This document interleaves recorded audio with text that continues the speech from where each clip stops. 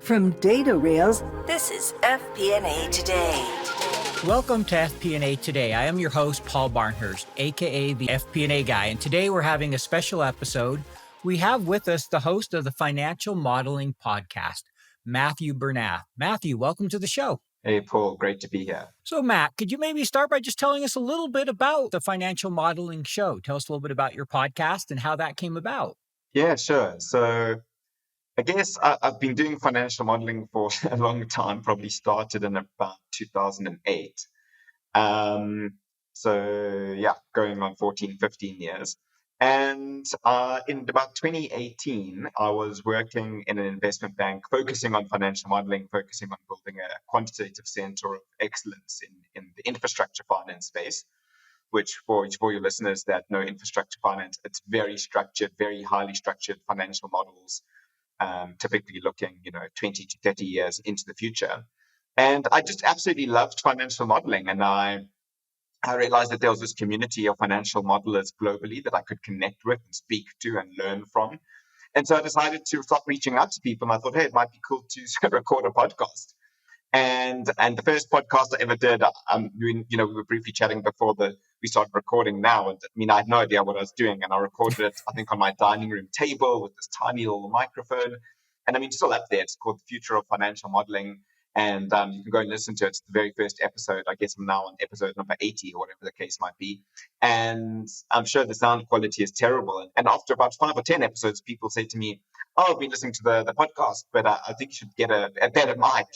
And then I realized, okay, well, if people are actually listening to this, maybe I should improve the sound quality and invest in a better microphone. And started taking a bit more interest in it. And now I'm on season 5, as I said, 80 episodes in, 100,000 listeners in over 100 countries. So it still blows my mind when I look at the stats, but it's been a lot of fun.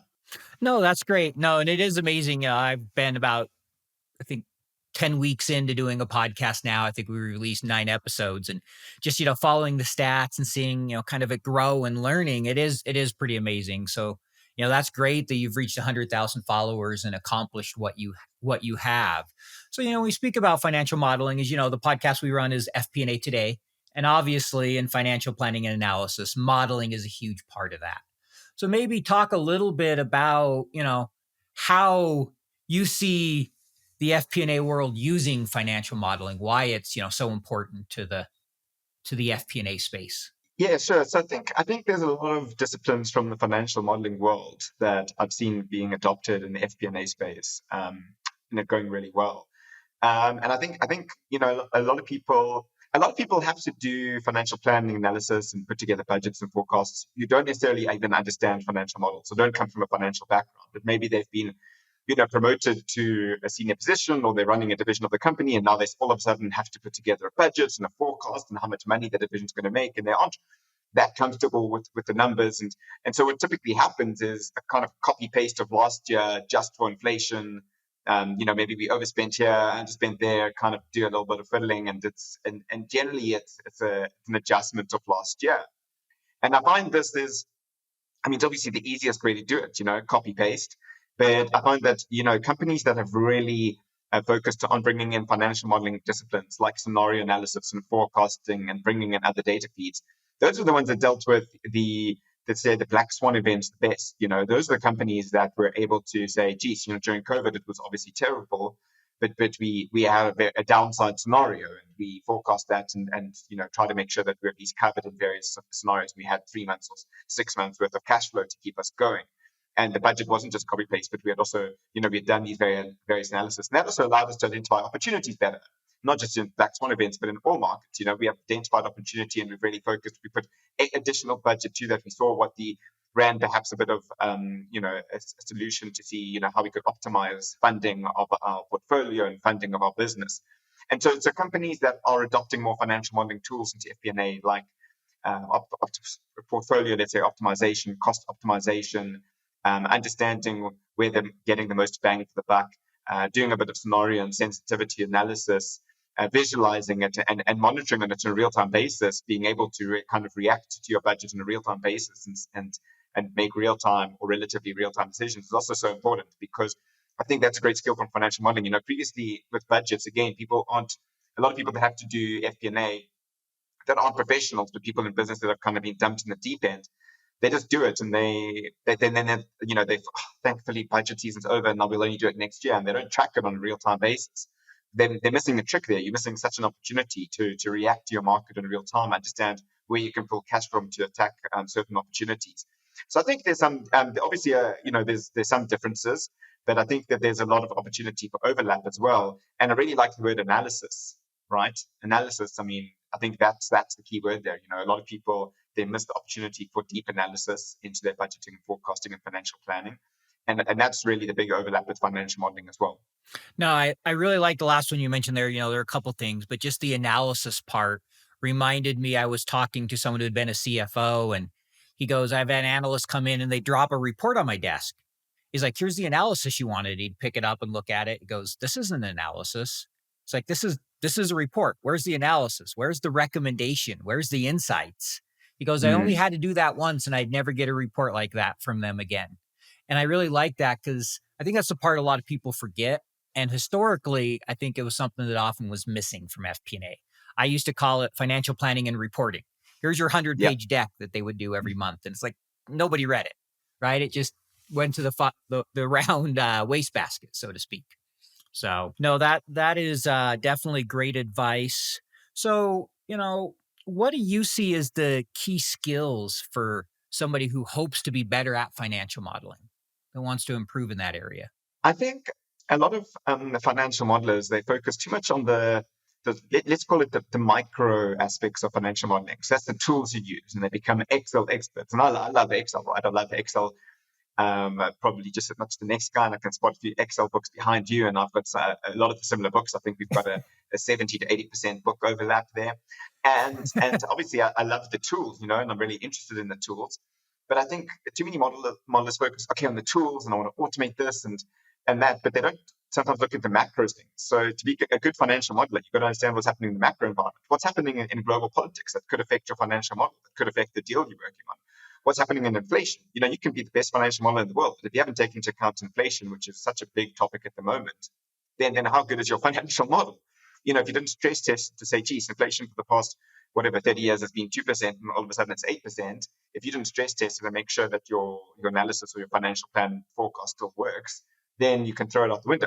You could be the best financial modeler in the world, but you didn't take into account these external factors.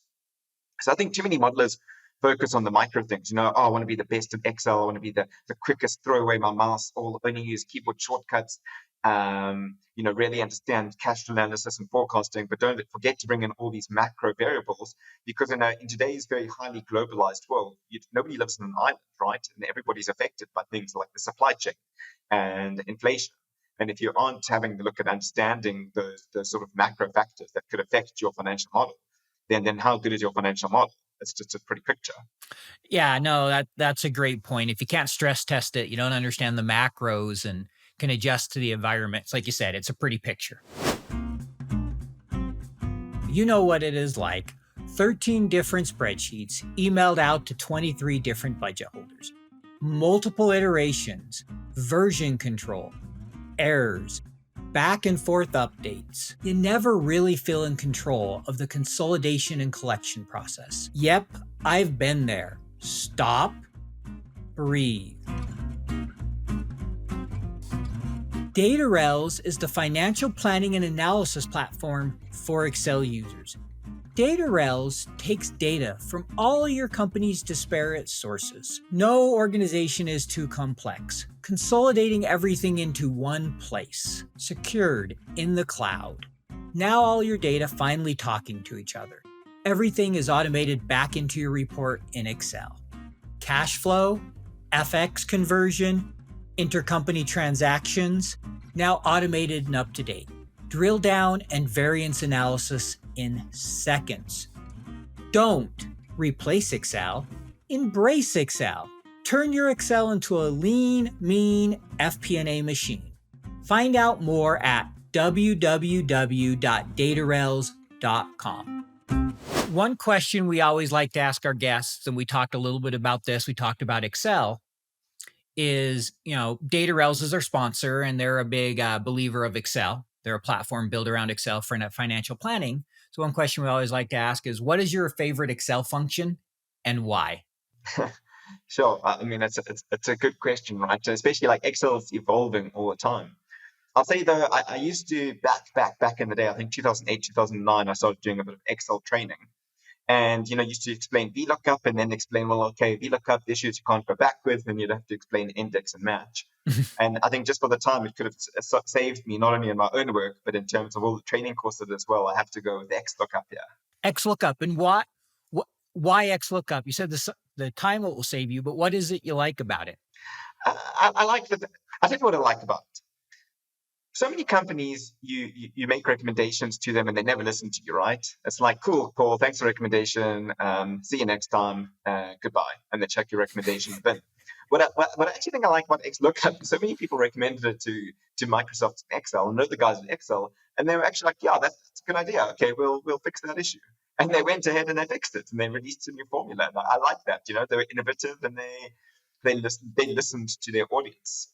No, that's a great point. And I'm a big fan of XLOOKUP. I prefer it and I teach it. And it's fun to see people's eyes open when they're like, oh, that makes a lot of sense. That's an easier way to do it and addresses some of those, challenges that you face with VLOOKUP and index match. So I'm also a big fan of that one.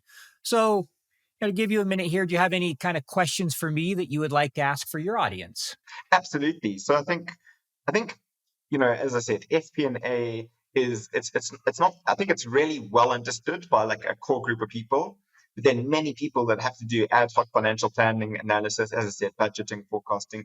If you think about it, every single manager in every company around the world probably has to put together some level of budget for their team, for their department, whether they're cost center or profit center. And my question for you is, what advice would you have for somebody who maybe even they hate finance? They work for an advertising company. They've always been a creative person, that they didn't do accounting, they hate finance, they hate accounting. And now they have to do this budget and forecast. And again, the easiest thing to do is copy paste, but they realize that maybe there's a better way of doing it. What advice do you have for them to make their lives a little bit easier, or things they should focus on to make this whole FP&A analysis or the FP&A process a little bit more bearable, a little bit more enjoyable for them? Yeah, no, that is a great question. And I think there's a couple layers to that. I think the first thing is developing a relationship with their finance person and working with them, because the finance person can help them understand and put together the budget for them if they help the finance person understand what they're trying to accomplish. So I think that first step, even before, is making sure you understand your strategic objectives, make you understand what you're trying to accomplish, and then let your FP&A person help you translate that. Help them understand, okay, to be able to achieve this revenue or marketing, to generate this many leads, it's going to cost me this. Well, why is it going to cost you that? And how do we get there? And make it more strategic instead of, okay, this is just a number exercise that I got to get done, and I'm not going to look at it again for 12 months, which we've seen in companies. Make sure it ties to your operational plan and really, focus on the planning so that you understand how you want to get there instead of just a number, especially if you're doing a static budget. Because the reality is you're never going to achieve that number anyway. It's the process and going through that process and letting finance be a partner with you to help find ways to ensure you have the most robust plan possible to accomplish things and to help you correct when you get off course. Because finance can do analysis and has access to all that company data and understands those unit economics in a way that you may not. So I think the biggest advice I would have is step back. Remember, it's a strategic exercise and finance is there to help you. And if they're not, you need to have probably an open conversation with your head of finance and figure out why there's the disconnect. I love that. And I think you said something that's really important, and that's that the model is not going to be correct anyway.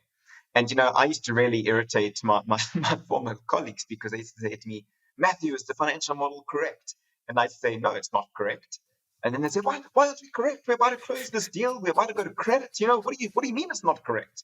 And I'd say, well, this model is a forecast 20 years of cash flows into the future. They said, if the model's correct, I shouldn't be building financial models. I should be playing the lottery because, how can forecast? Can you tell me what's going to happen tomorrow? Never mind 20 years in the future. And I think you hit the nail on the head. Financial modeling FP&A, it's all about it's guiding something and guiding decisions. It's never going to be 100% accurate. No, exactly. And I used to always say something similar to you, and people would be like, if I was really close on a forecast, it'd be like, you're good at predicting. No, if I was good at predicting, I'd be sitting on the beach somewhere right now relaxing because I would have made a fortune at the stock market. I make solid assumptions, and as long as they're reasonable and they can help guide decision making, that's what I do. Because, yeah, if I was great at planning and predicting, I would be a millionaire retired right now. So, Absolutely. great. Any other kind of questions you have for me? No, I think, Paul, I think that's really good insight that you've given. I think you're right. It's about taking your strategic vision, but then partnering with the relevant experts to turn that into a realistic, financial model, budget or forecast that then requires continuous analysis and readjusting over time. And I think that's the right way of doing it. I think people that, let's say, don't love the space, they can still guide the process and provide the relevant inputs into the process, but then work with a financial partner to execute.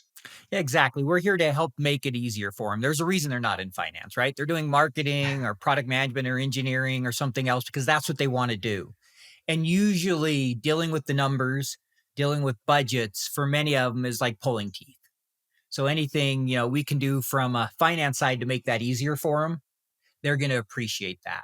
Because I'm sure all of them have their nightmare stories of, those budget processes that have dragged on for months and many, many, many revisions. And, they kind of don't want to deal with it anymore. So it's our job to help take some of that burden from them. Absolutely.